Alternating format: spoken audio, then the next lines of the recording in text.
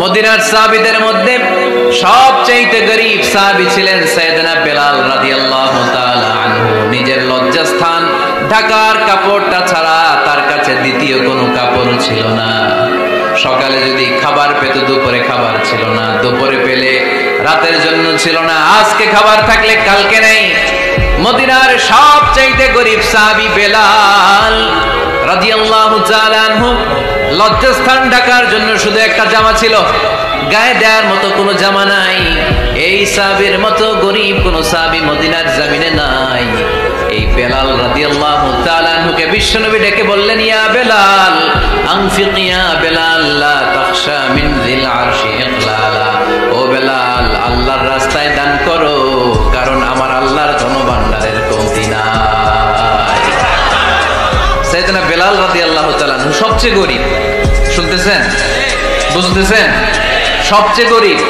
Down পার্টটা ঢাকার মতো একটা গার্মেন্ট ছিল, একটা কাপড়, এটা পেঁচায় আসতো, নামাজ পড়তো।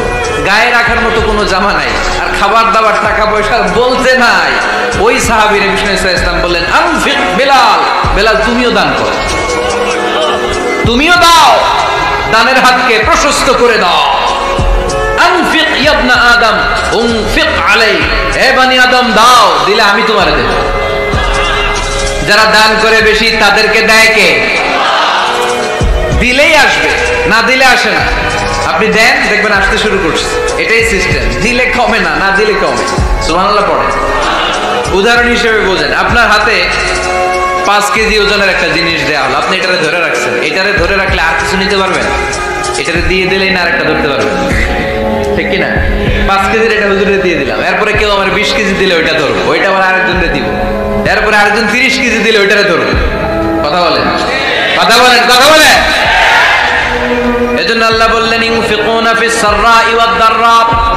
আমার মুত্তাকি বান্দার প্রথম গুণ, তারা সুখে দুঃখে সব সময় দান করে, দানের ধারাবাহিকতা সব সময় অব্যাহত রাখে।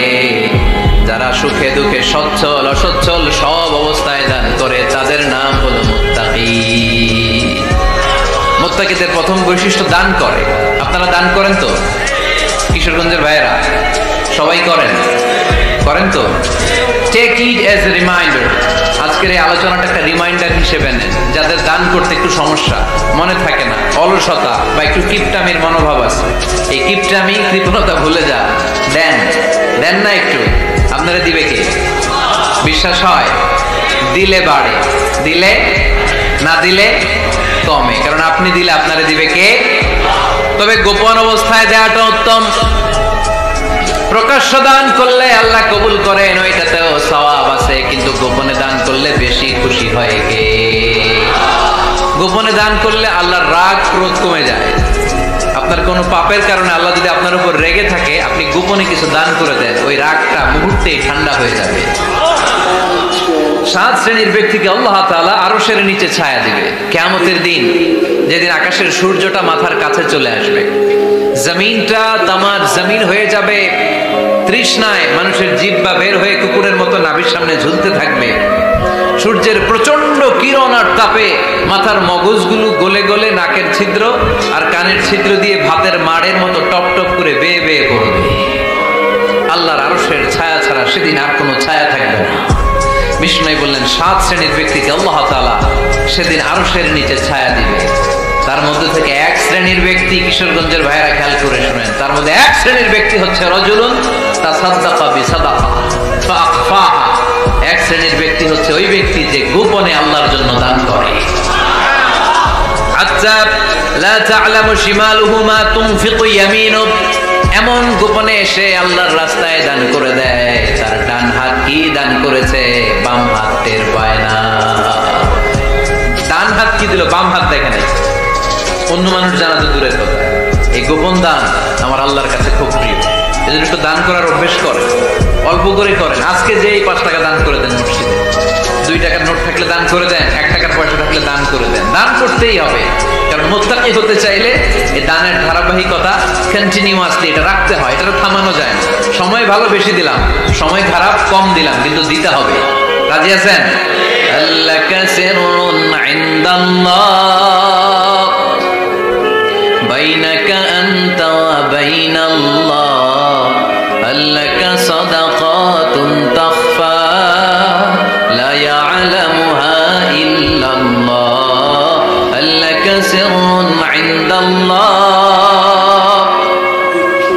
বাইনাকা আনতা ওয়া বাইনাল্লাহ আল্লাকা সাদাকাতুন তাখফা লা ইয়ালামুহা ইল্লাল্লাহ।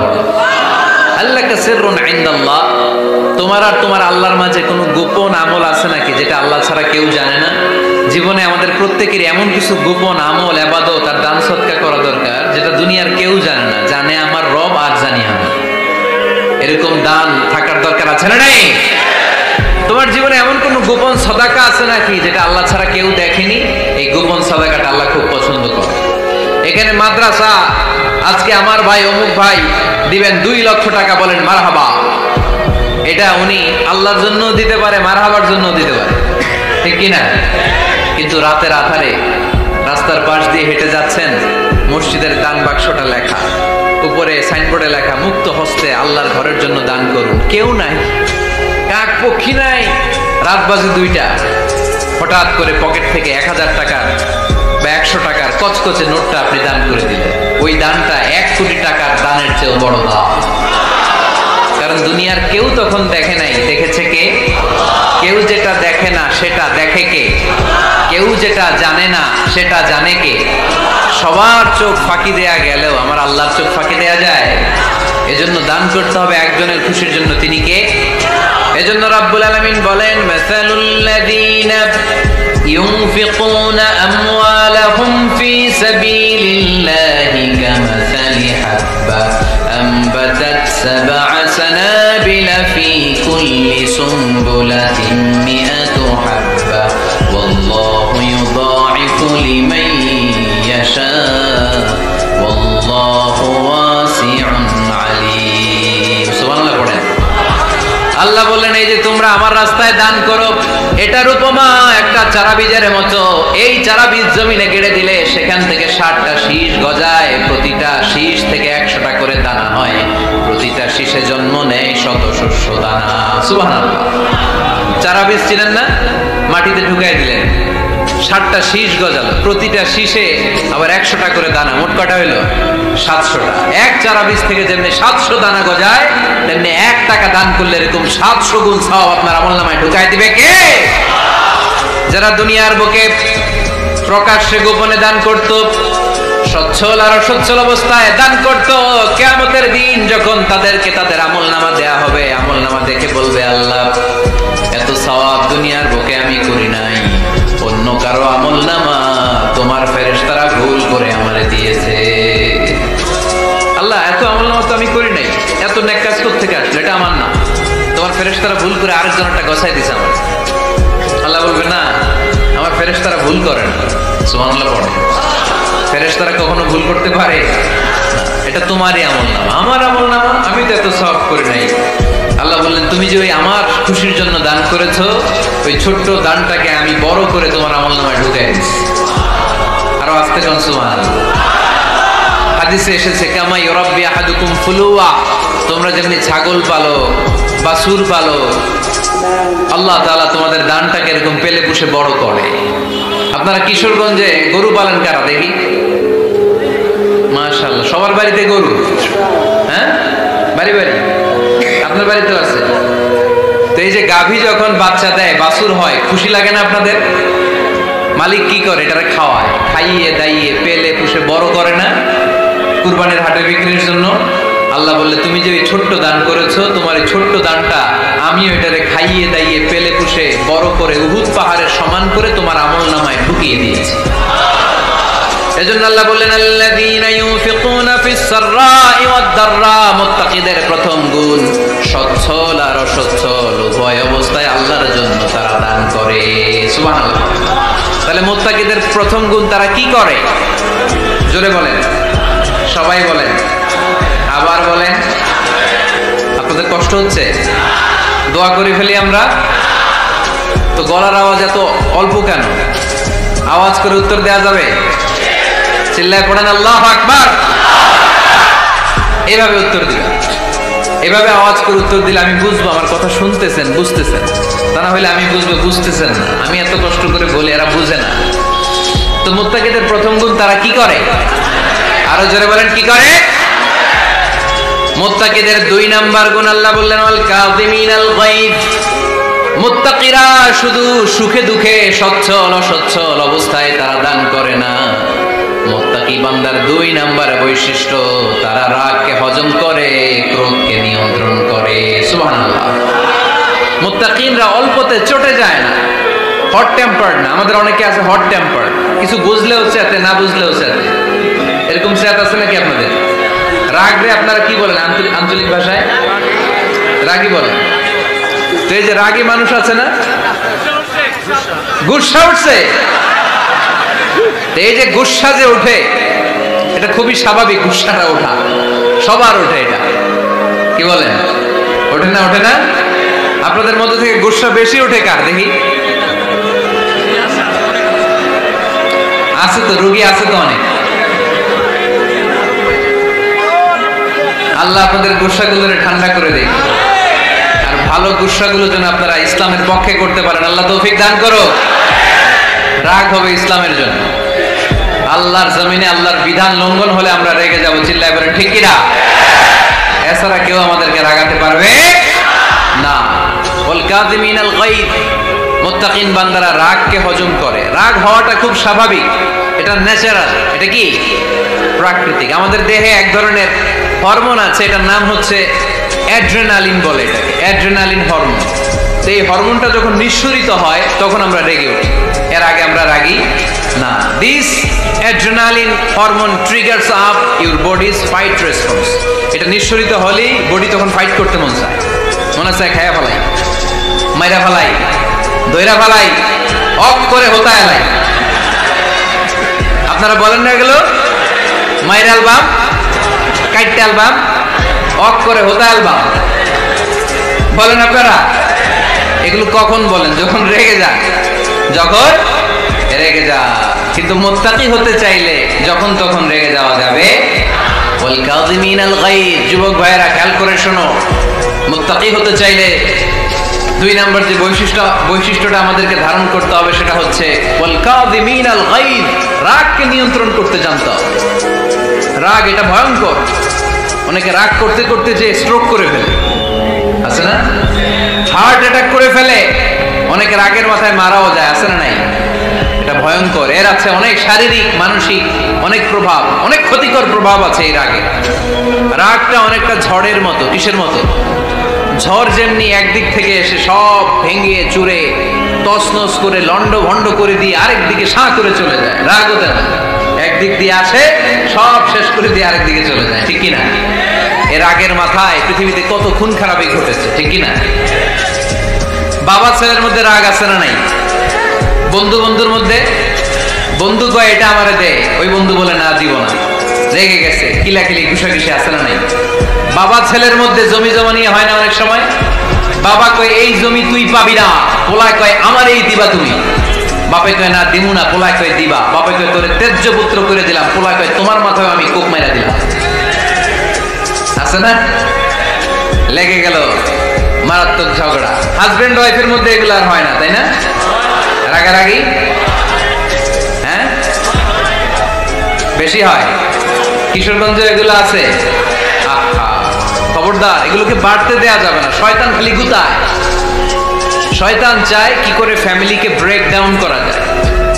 শয়তান একটা আরশের উপর বসে, অন্য শয়তানরা এসে বলে আমি ওজনে কম দেওয়াইছি, কারে কিছুই করস নাই। আরেকজন এসে বলে আমি সুদ খাওয়ানোর ব্যবস্থা করে দিয়ে আসছি, কারে এটা কিছুই না। আরেকজন এসে বলে মাদ্রাসায় যাচ্ছিল আমি সরাই দিছি, কারে এটা কিছুই না। আরেক শয়তান এসে বলে আমি স্বামী স্ত্রীর মধ্যে বিচ্ছেদ ঘটায় দিছি। ইবলিশ শয়তান তখন এটারে নিয়ে নাচতে শুরু করে দেয়। এজন্য স্বামী স্ত্রীর মধ্যে ঝগড়া আছে না নাই? হাজবেন্ড বলে একটা, ওয়াইফ বলে আরেকটা, আছে না নাই? হাজবেন্ড বলে তুমি যাইবা না, এই বিয়ার দাওয়াতে যাইবা না, ও আমারে অপমান করছিল। বউ কয় আমি যামু, আমার বান্ধবীর বিয়া, তোমার কি? আছে না নাই? হাজবেন্ড কয় না যাবি না, বউ কয় যামু, গেলে তোর খবর আছে। বউ কয় কি করবা? কয় তালাক দিয়ে দিলাম। আছে না নাই? ছোট্ট ঝগড়া থেকে মাথা গরম করে রাগের মাথায় তালাক দিয়ে ফেলে। এই জন্যই রাগ ভয়ঙ্কর। এর রাগের কারণে বন্ধু বন্ধুর সম্পর্ক নষ্ট হয়, হাজবেন্ড ওয়াইফের মধ্যে ডিভোর্স হয়ে যায়, বাবা ছেলের মধ্যে সম্পর্ক ছিন্ন হয়ে যায়। এটা ঝড়ের মতো, এজন্য মুমিনরা চাইলেই চট করে রেগে যেতে পারে। এজন্য রাগ নিয়ন্ত্রণের দরকার আছে না নাই? এজন্য আল্লাহ বললেন, والذين ينفقون أموالهم في سبيل الذين ينفقون في السراء والضراء والكاظمين الغيظ والعافين عن الناس। মুমিন বান্দার মুত্তাকিদের প্রথম গুণ দান করে, মুত্তাকিদের দ্বিতীয় গুণ তারা রাগকে হজম করে। সুবহানাল্লাহ। রাগকে কি করতে হবে? জোরে বলেন, কি করতে হবে? আল্লাহ রাসূল বললেন, লাইসা শাদীদু বিসসুরআ, কুস্তি খেলে যে অন্যকে মাটিতে শুইয়ে দিতে পারে সে আসল শক্তিশালী না। ইন্নামাশ শাদীদুল্লাযী ইয়ামলিকু নাফসাহু ইনদাল গাদাব, রাগের মাথায় যখন নিজেকে যে নিয়ন্ত্রণ করতে পারে আল্লাহর কাছে ওই ব্যক্তিটাই শক্তিশালী। কুস্তি খেলে আরেকজনের শোয়ায় দিলেন, এ শক্তিশালী না, বরং শক্তিশালী তো সে যে রাগের সময় নিজের উপর নিয়ন্ত্রণ রাখে। He can control himself in the time of anger. যখন সে রেগে যায় তখন সে নিজেকে নিয়ন্ত্রণ করতে পারে, সেই শক্তিশালী। কুস্তি খেলে আপনি হোতায় দিলেন আরেকজন, আপনি শক্তিশালী না। এজন্য রাগকে নিয়ন্ত্রণ করতে রাজি আছেন তো? এক সাহাবী এসে বললেন, ইয়া রাসূলুল্লাহ আউসিনি, ইয়া রাসূলুল্লাহ, ও নবী আমারে নসিহত করেন, আমারে কিছু উপদেশ দেন। বিষ্ণুই বললেন, লা তাগদাব, তুমি রেগে যেও না। সাহাবী বললেন, আরেকটা উপদেশ দেন। বিশ্বনবী বললেন, লা তাগদাব, রেগে যেও না। সাহাবী বললেন, ও নবী আরেকটা উপদেশ দেন। বিশ্বনবী তৃতীয়বারের জন্য বললেন, ও সাহাবী তুমি রেগে যেও না, লা তাগদাব, রেগে যেও না। কারণ রেগে গেলেন তো হেরে গেলেন, রেগে গেলে হেরে গেলেন। অনেকে আপনারা রাগাতে চাইবে নানা ভাবে, কিন্তু আপনি রাখবেন না। আপনার সাথে ঝগড়া করতে চাইবে, পায়ে পাড়া দিয়ে ঝগড়া করতে চায়, এরকম আছে না নাই? আপনারা রাগাতে চায়, ফুসলাতে চায়, কিন্তু মুমিনরা, মুত্তাকিনরা তারা যেন তেন কোনো কারণে রেগে যায় না, তারা তাদের রাগকে হজম করে। আলহামদুলিল্লাহ পড়েন। আল্লাহ রাসূল সাল্লাল্লাহু আলাইহি ওয়াসাল্লাম কখনো রাগতেন না, কখনো না। ওনার উপর অনেক অত্যাচার হয়েছে, উনি রাগেন নাই, উনি ক্ষমা করে দিয়েছেন। কি করেছেন? আল্লাহ রাসূল সাল্লাল্লাহু আলাইহি ওয়াসাল্লাম যখন মক্কায় নামাজ পড়তেন, আল্লাহ রাসূল সাল্লাল্লাহু আলাইহি ওয়াসাল্লাম যখন রুকুতে যেতেন, সিজদায় যেতেন, পিঠের উপরে পচা উটের নাড়ি ভুঁড়ি চাপিয়ে দেয়া হতো। আল্লাহ রাসূল কখনো রেগেছেন? কথা বলেন। তায়েফের ময়দানে দাওয়াত দিতে গেলেন, পাথর মারা হলো, তিনি রেগেছেন? বাড়ি থেকে বের করে দেয়া হলো, বাধ্য হয়ে মক্কা থেকে মদিনায় হিজরতে গেলেন, মক্কার দিকে তাকিয়ে তাকিয়ে চোখের পানি ছাড়লেন আর বললেন, মক্কা তু আহাব্বুল বিলাদ ইলাইয়া, আমার কাছে সবচেয়ে প্রিয় শহর মক্কা শহর। লাউলা উখরিজতু লামা খারাজতু, আমার যদি বের করে দেয়া না হতো মক্কা থেকে জীবনে কোনোদিন আমি বের হতাম না। তারপরেও বিশ্বনবী রাগেন নাই। ব্ল্যাক ম্যাজিক করে 6 মাস বিশ্বনবীকে অসুস্থ করে রাখা হয়েছে, তিনি রাগেন নাই। আল্লাহ রাসূল সাল্লাল্লাহু আলাইহি ওয়াসাল্লাম একবার উটের উপর চড়ছিলেন। ইন দ্য মিন টাইম এক বেদুইন এসে বিশ্বনবীর গায়ের চাদর ধরে টান দিলেন। হাদিসের বর্ণনাকারী সাইয়েদনা আনাস রাদিয়াল্লাহু তাআলা উনি বলেন, কুনতু আমশি মা রাসূলিল্লাহ, আমি একবার রাসূল সাল্লাল্লাহু আলাইহি ওয়াসাল্লামের সাথে হাঁটছিলাম। ওয়া আলাইহি বুরদুন নাজরানি গলিযুল হাশিয়া, আর রাসূল সাল্লাল্লাহু আলাইহি ওয়াসাল্লামের গায়ে ছিল চাদর। কি ছিল? আপনারা আজকে চাদর গায়ে দিয়ে আসছেন? কেউ আসছেন? অনেকে। এই যে আমরা চাদর গায়ে দেই, আমাদের চাদরের এই পাশে মাঝে মাঝে কিছু ডিজাইন করা থাকে না? নাজরান দেশ থেকে নিয়ে আসা বিশ্বনবীর ওই চাদরের এইখানে খসখসে ডিজাইন ছিল। তো আল্লাহ রাসূল যখন চাদর গায়ে দেয়া, ওই বেদুইন যখন চাদর টান দিয়েছে, ওই খসখসে ডিজাইন আল্লাহ রাসূল সাল্লাল্লাহু আলাইহি ওয়াসাল্লামের ঘাড়ের চামড়া ছিঁড়ে ফেলেছে। আসছিল ভিক্ষা করতে, বেদুইন আসছে কি করতে? ভিক্ষা চাওয়ার স্টাইল দেখেন, ভিক্ষা চাওয়ার স্টাইল দেখছেন? আল্লাহ রাসূল সাল্লাল্লাহু আলাইহি ওয়াসাল্লামের চাদর ধরে এমন টান মেরেছে, ওই খসখসে চাদরের দাগ বিষ্ণু সাল্লাল্লাহু আলাইহি ওয়াসাল্লাম ঘাড়ের মধ্যে বসে ঘাড়ের চামড়া ছিঁড়ে গিয়েছে। বিষ্ণু প্রচন্ড ব্যথা পেয়েছেন, কিন্তু কিছুই বলেন নাই। ফালতাফাতা ইলাইহি রাসূলুল্লাহ, আল্লাহ রাসূল তার দিকে তাকালেন, তাকিয়ে সুম্মা দাহিক, ছোট্ট একটা মুচকি হাসি দিলেন। মুচকি হাসি দিলেন। ভিক্ষা করতে আসছে, চাদর ধরে টান মেরে ঘাড়ের চামড়া ছিঁড়ে ফেলছে, আর বলতে শুরু করছে, ইয়া মুহাম্মদ মুরলি মিন মালিল্লাহ, আল্লাহর যে সম্পদ আছে বাইতুল মালের সম্পদ থেকে আমার কিছু দাও, আমার কিছু নাই। আল্লাহ রাসূল সাল্লাল্লাহু আলাইহি ওয়াসাল্লাম ফাদাহিক, একটা মুচকি হাসি দিলেন, দিয়ে সে যা চেয়েছে তার হাতে সেটা উঠিয়ে দিলেন। চিল্লায় পড়েন সুবহান। তার মানে আমার নবী সহজে রাখতেন না। ওনার গায়ের উপর দেহের উপর অত্যাচার করা হলে বিষ্ণু ইসলাম কখনো রাগেন নাই। মারা হয়েছে, পাথর মেরে রক্তাক্ত করা হয়েছে, পিটানো হয়েছে, আল্লাহ রাসূল ইসলাম কখনো রাগেন নাই। তবে আল্লাহর জমিনে আল্লাহর বিধান লঙ্ঘিত হওয়া মাত্রই বিষ্ণু ইসলাম রেগে যেতেন। পড়েন আল্লাহু আকবার। আল্লাহর বিধান লঙ্ঘিত হতে দিতেন না। যেই লোকটা নামাজ পড়া অবস্থায় উটের পচা নারী বুড়ি চাপিয়ে দিলে রাগেন না, যাকে পাথর মারা হলে রাগেন না, চাদর ধরে টেনে গায়ের চামড়া ছিঁড়ে ফেললে রাগেন না, ওই ব্যক্তিটা আল্লাহর জমিনে আল্লাহর আইনের বিরুদ্ধে কথা বললে রেগে যেতেন। কারণ এটা আল্লাহর আইন, আল্লাহর আইনে সবাই সমান। এখানে উঁচু নিচু, there is no difference between black and white, between upper and lower, between the richer section of the society and poorer section of the society, between the prime minister, between the member of the parliament and the factory worker, rickshaw puller. Everyone is totally equal, 100% equal in the eyes of Quran and Islam. চিল্লায় বলেন ঠিক কি না? আল্লাহর চোখে সবাই সমান। ওইখানে প্রধানমন্ত্রী নাই, ওইখানে প্রেসিডেন্ট নাই, ওইখানে এমপি নাই, ওইখানে রিকশাওয়ালা আর প্রধানমন্ত্রী আর প্রেসিডেন্ট এক কাতারে দাঁড়িয়ে আল্লাহর সিজদা দেয়। চিল্লায় বলেন ঠিক কি না? নিজেকে আক্রমণ করা হলে রাখতেন না, কিন্তু আল্লাহর জমিনে আল্লাহর বিধান লঙ্ঘিত হলে আল্লাহ রাসূল রেগে যেতেন। মদিনাতে এক মেয়ে চুরিতে ধরা পড়ল। চুরি করলে কি করতে হয়? আস-সারিকু ওয়াস-সারিকাতু ফাকতাউ আইদিয়াহুমা। বাংলাদেশে হাত কাটে, কি করে? জেলে দেয়। আর কি করে? হ্যাঁ, জরিমানা, জামায়াত করে না,